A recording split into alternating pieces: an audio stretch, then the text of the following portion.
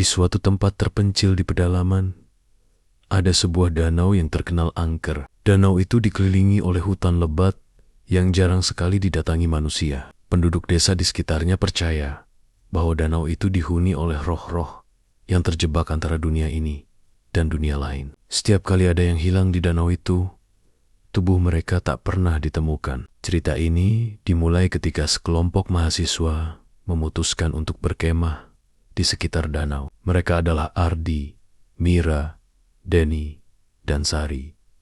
Mereka sudah sering mendengar tentang keangkeran danau itu, tapi menganggapnya hanya mitos belaka. Malam itu, mereka mendirikan tenda tepat di tepi danau, tak peduli dengan peringatan penduduk setempat. Saat malam semakin larut, mereka duduk di sekitar api unggun, berbagi cerita dan tertawa bersama. Tiba-tiba, Sari merasa ada sesuatu yang aneh. Angin yang tadinya sejuk tiba-tiba berubah menjadi sangat dingin, dan suara alam yang biasanya riuh mendadak hening. Ada yang aneh, bisik Sari, menatap danau dengan gelisah. Tak lama setelah itu, mereka mendengar suara gemericik air dari arah danau. Ardi yang penasaran berdiri dan berjalan mendekati tepi air. Mungkin hanya ikan besar, katanya sambil tersenyum tipis. Tapi saat dia mendekati danau, airnya tiba-tiba bergerak dengan aneh,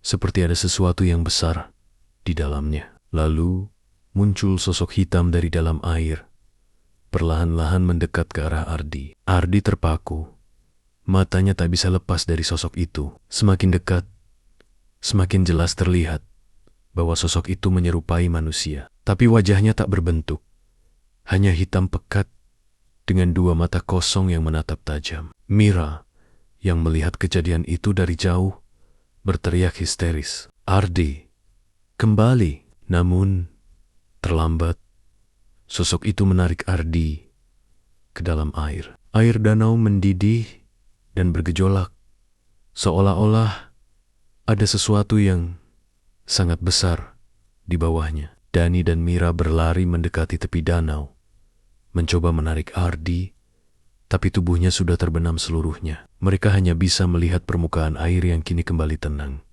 seolah-olah tak terjadi apa-apa. Malam itu menjadi awal dari mimpi buruk yang tak pernah mereka bayangkan. Mereka mencoba melarikan diri dari tempat itu, namun setiap kali mereka menjauh dari danau, jalan yang mereka tempuh selalu berakhir kembali ke tempat yang sama. Hutan seakan menyesatkan mereka. Dani mulai merasa ada yang memperhatikan dari balik pepohonan, dan ketika mereka mendirikan tenda kembali, suara tawa samar terdengar dari dalam hutan. Sorry, menongges, merasa putus asa. Di tengah malam, terdengar suara langkah kaki di sekitar tenda mereka. Seseorang atau sesuatu sedang berjalan mengelilingi mereka. Danny mengintip dari dalam tenda dan melihat bayangan seseorang berdiri di tepi danau, memandang ke arah mereka. Bayangan itu perlahan bergerak mendekat, dan ketika cahaya dari senter mereka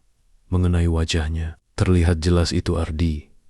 Namun wajahnya pucat dengan mata yang kosong. "Aku di sini, bantu aku." Suara Ardi terdengar pelan namun menakutkan, seperti datang dari dunia lain. Dani mencoba berbicara dengan Ardi, namun Mira menariknya ke dalam tenda, berbisik panik. Itu bukan Ardi. Ardi sudah mati. "Kita harus pergi dari sini sekarang." Ketakutan mulai meliputi mereka semua. Mereka tahu ada sesuatu yang sangat salah di tempat itu. Namun, setiap kali mereka mencoba melarikan diri, jalan selalu membawa mereka kembali ke danau. Roh-roh di danau itu seolah tak ingin membiarkan mereka pergi. Setiap malam, mereka mendengar suara-suara, melihat bayangan-bayangan yang menyerupai Ardi, dan merasakan dinginnya udara yang menusuk tulang. Pada malam terakhir, Sari yang paling lemah mentalnya mulai berbicara sendiri. Dia merasa mendengar bisikan-bisikan yang memanggilnya ke dalam danau. Tak seorang pun dari teman-temannya yang bisa menghentikannya. Saat mereka bangun dari tidur, Sari sudah hilang, dan hanya ada jejak kaki menuju ke danau. Dani dan Mira yang tersisa akhirnya memutuskan untuk mencoba jalan terakhir mereka, harus berhadapan langsung dengan roh-roh di danau itu. Mereka mendekati tepi air di tengah malam, membawa sesaji sederhana yang diajarkan oleh penduduk setempat. Mereka berharap bisa menenangkan roh-roh penghuni danau. Namun, apa yang terjadi justru sebaliknya. Air danau mulai bergolak lagi, dan dari dalamnya muncul lebih banyak sosok hitam. Sosok-sosok itu adalah bayangan orang-orang yang pernah hilang di danau tersebut, termasuk Sari dan Ardi. Mereka merentangkan tangan, mencoba meraih Dani dan Mira. Suasana berubah, sangat mencekam, seolah-olah dunia di sekitar mereka menyempit. Mira tak sanggup lagi.